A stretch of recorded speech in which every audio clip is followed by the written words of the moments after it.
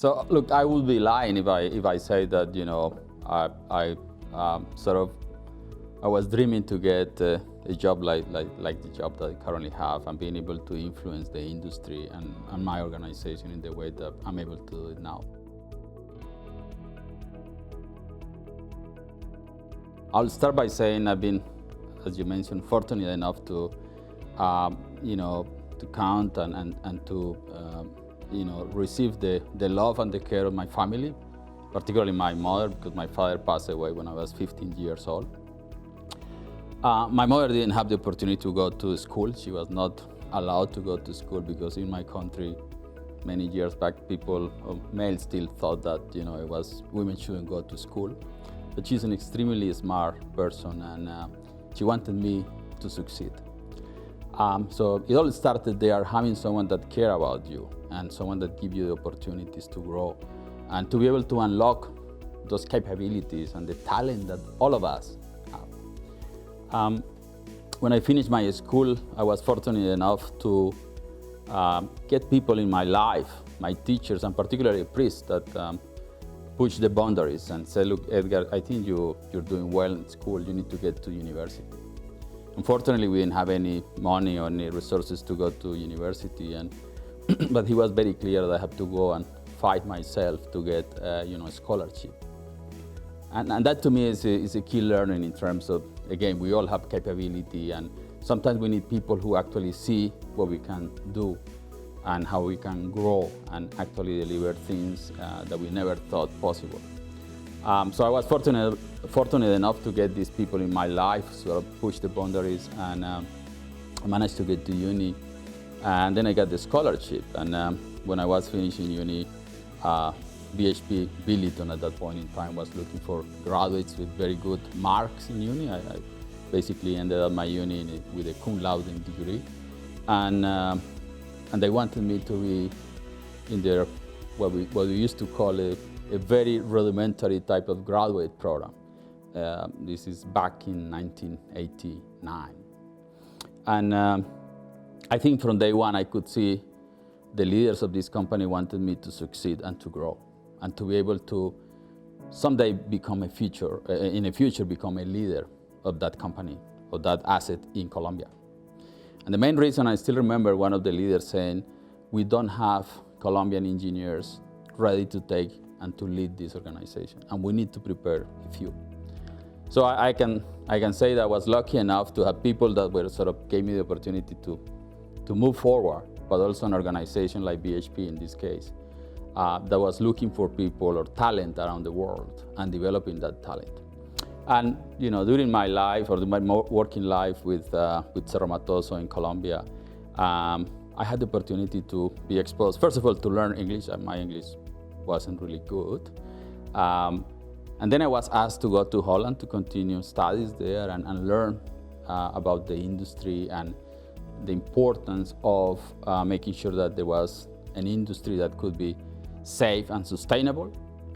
So I had the opportunity to go there for a couple of years with my wife and learn a lot in terms of how they wanted me to operate and the basics of how we wanted to operate in BHP. And since then I have I think, again, I was lucky enough to count with leaders that identify the areas that I needed to develop as a leader to become a senior leader in the organization. So I went to Peru, I went to Chile to operate in some of the copper assets. I went back to Cerrejón in Colombia to work in re-engineering and optimization of the operations.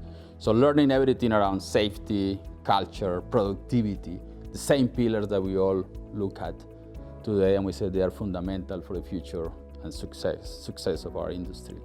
Then I was asked to come to Melbourne, this was back in 2006, 2007, to lead the global function of HSE. And the main reason why that was important to me was, one, to understand how BHP was globally operating and addressing the safety and sustainability challenge, but at the same time to bring my own experiences from South America and my experience in the operations, so I could somehow influence as well the organization.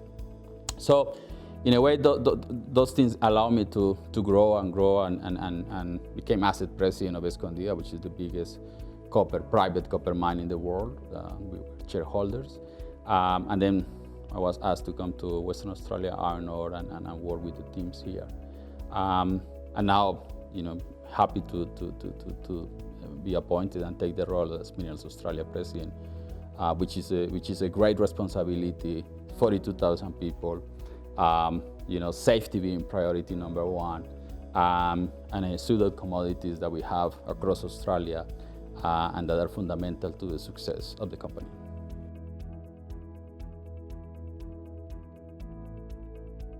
So look, first of all, it's a big responsibility, and I don't take that lightly. And it is a business that is significant to BHP. And if you ask me, how do I go about making sure that as a leader enable my leaders to be successful in each of those operations and assets, I would say it all starts with safety.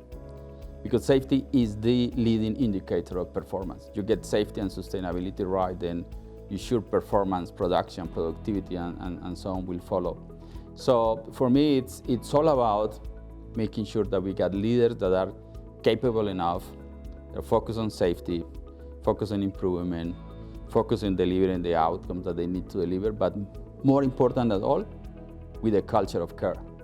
That culture of care defines what we do and how we connect with our people. And our people feel that, and in a way that connects us with a higher order purpose of this organization. And that is the one thing that as a leader I need to enable my leaders to understand that and to work to that. So that is, to me, is the way that we look at how do we improve safety, how do we improve sustainability, how we go about creating that culture, that when you put that culture and our people together, you achieve results that will basically change the world for the better.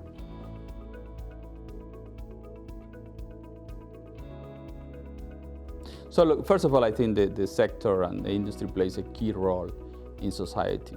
Not only we offer jobs, not only we are critical to the economy in the country, as we have seen during the pandemic, we are critical to our suppliers, to our communities, to our people, to our employees, to everyone, our shareholders, of course.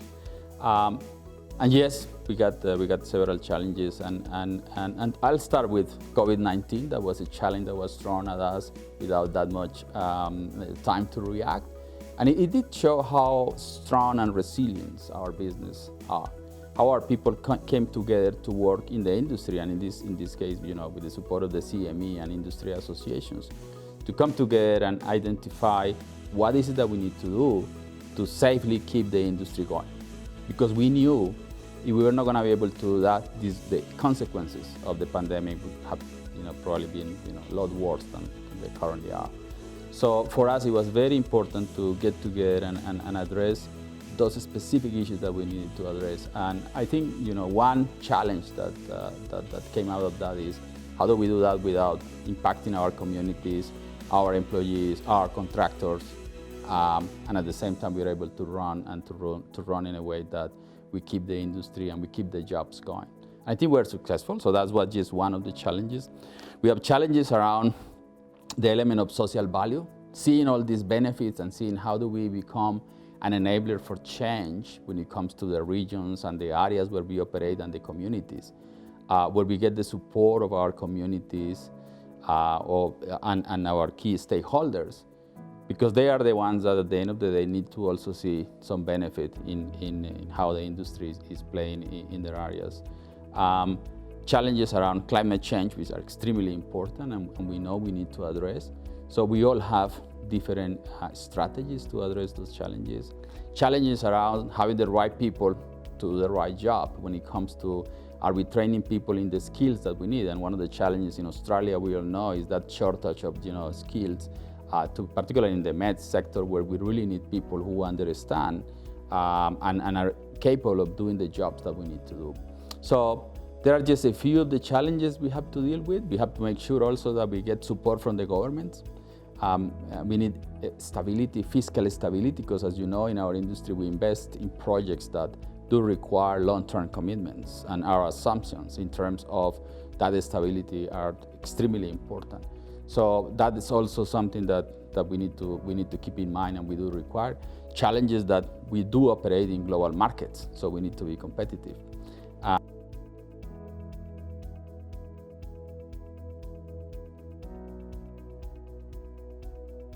Well, I think that's exactly the point of climate change being also an opportunity. If we understand, and we have a couple of examples, so if I look at Minerals Americas in Chile, what they have done in terms of basically replacing the current energy matrix to a green matrix in a way that it's actually a good business for the organization as well. So there are opportunities. We just need to find those opportunities, and we need to be able to identify, in our pathway to get to net zero emissions by 2050. That's our commitment in BHP. We have to identify how is technology going to help us, how is innovation going to help us, and we have several projects going, and we have several efforts in that particular front.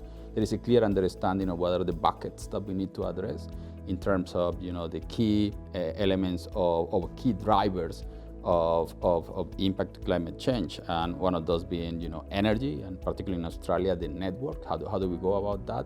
There's a lot going on in that front, and we are already working in that, including renewable energies as an example. Diesel is a key component as well, and we are looking at that as well. And I think the industry in general is also looking at how do we manage those emissions that come out of the diesel, they use the diesel. And then of course we have also the opportunity of identifying other areas where we need to reduce emissions and the impact that those emissions will generate into what it's called the Scope 3 emissions. So I think all of that, again, is big challenges, but I think big opportunities for us as well as an industry and as an organization.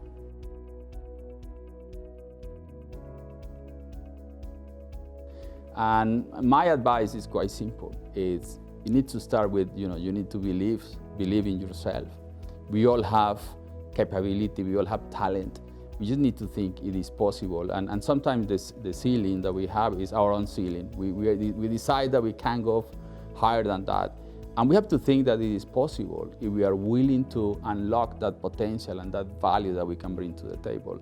So to me, it's a lot of hard work, remain humble, believe in yourself, and make sure that you surround with people that will challenge you and will help you to unlock the talent that you got. And if you get good advice, and if you get people who actually see you and see your talent and help you pushing the boundaries, I'm sure that is going to be a very good outcome for yourself. So.